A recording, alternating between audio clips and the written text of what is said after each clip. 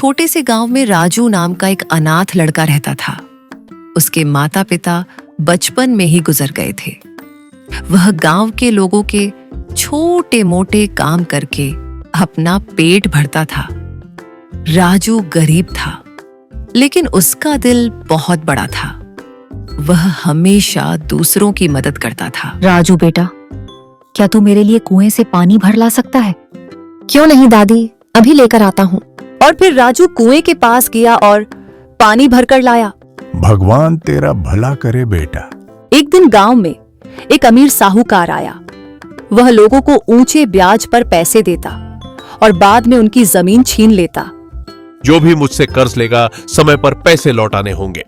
मालिक, ब्याज ज्यादा है, ब्याज कुछ कम कर दीजिए। मुझे दया नहीं, पैसा चाहिए।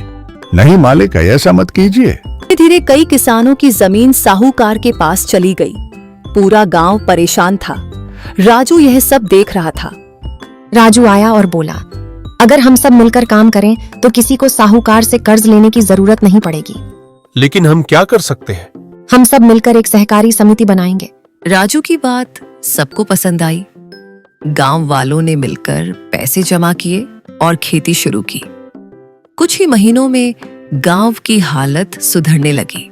राजू, तेरी वजह से हमारा घर फिर से बस गया। यह मेरी नहीं, पूरे गांव की मेहनत है। समय बीता।